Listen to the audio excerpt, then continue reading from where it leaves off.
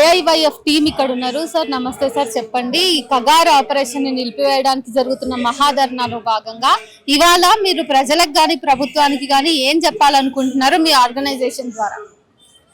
ఈ రోజు కేంద్ర ప్రభుత్వం ఏదైతే ఆపరేషన్ కగర్ పేరిట అక్కడున్న చుట్టుపక్కల ఉన్న అడవిలో ఆదివాసుల్ని అదే విధంగా మావోయిస్టుల పైన బూటకు ఎన్కౌంటర్లు చేస్తా ఉన్నారు.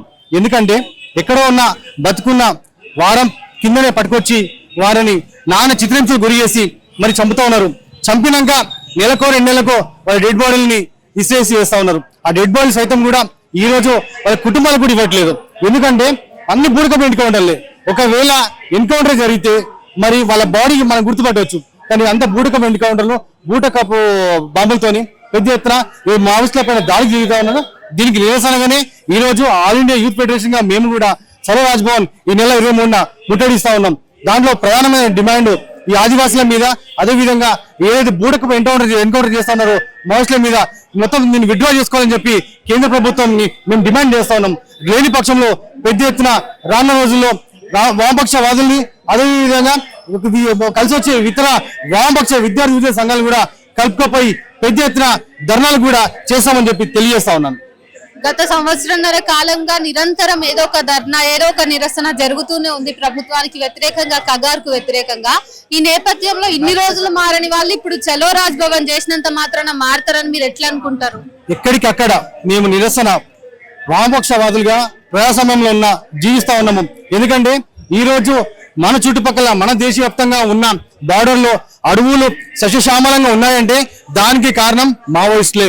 ఎందుకంటే ఇప్పటికీ ఆదివాసులు బతుకున్నారంటే దానికి కారణం మావోయిస్టులే.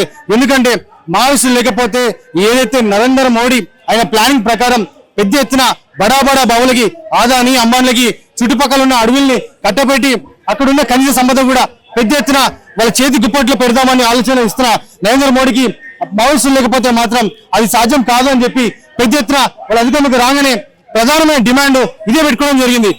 కేంద్ర రాష్ట్ర ప్రభుత్వాలు డిమాండ్లు ఏ విధంగా ఉండాలంటే ఎక్కడైనా ప్రజా సమస్యలు ఉంటే అక్కడ ఎక్కడైనా పరిష్కరించాలని ఆలోచించాలి. కానీ ఎక్కడైతే భారతదేశంలో ఉన్న ఎక్కడైతే పోలీస్ వ్యవస్థని మన భారతదేశంలో ఉన్న మావోయిస్టుల మీద దాడులు చేయడం, అదేవిధంగా బూటకపు ఎన్కౌంటర్ చేయడం అనేది ఇది పూర్తిగా ఎగ్రెస్ట్ రూల్ అని చెప్పి ఏఐవైఎఫ్ గా మేము చెప్తా ఉన్నాం.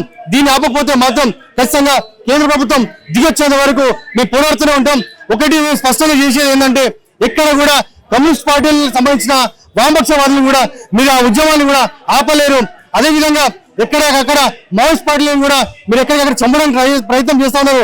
ఇంకా 10 పెరుగుతుందో తప్ప తగ్గే ప్రయత్నం ఎక్కడ కూడా జరగదు. ఎందుకంటే ఇంతమంది కూడా చాలా వరకు అనేక శవాలను కూడా వాళ్ళు ఇవ్వలేదు. ఎక్కడైనా సరే అక్కడే అడవిలో శవాలను స్తూపాలు ఎదుగుతాయని చెప్పి మావోయిస్ట్ పార్టీ లీడర్ని వాళ్ళ కుటుంబాలకు చెప్తా ఉన్నారు.